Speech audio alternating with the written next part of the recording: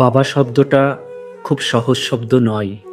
বাবাদের রোদে পুড়তে হয়, বৃষ্টিতে ভিজতে হয়।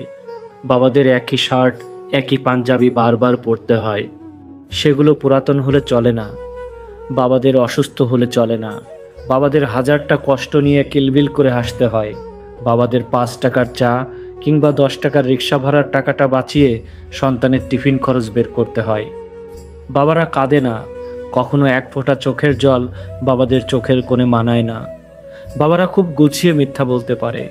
হাজারটা শারীরিক মানসিক সমস্যার মধ্যে থেকেও পরিবারের সদস্যদের সাথে ভালো থাকার অভিনয় করতে পারে।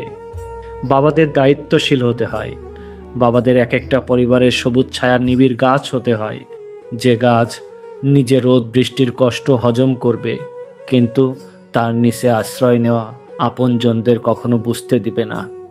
বাবা মানে বার্ধক্য উপনীত হওয়া সত্ত্বেও নিজের স্ত্রী সন্তান পরিবারকে নিয়ে চিন্তিত মস্তিষ্কে ব্যস্ত থাকে। বাবা মানে শীতল ছায়া। বাবা মানে সন্তানের হৃৎপিণ্ডে জমে থাকা সম্মান, শ্রদ্ধা আর ভালোবাসা। বাবা মানে দুনিয়ার স্বর্গ। বাবা মানে আপনাকে সযত্নে আদর, শাসন, ভালোবাসা দিয়ে মানুষ হিসেবে গড়ে তোলার কারিগর।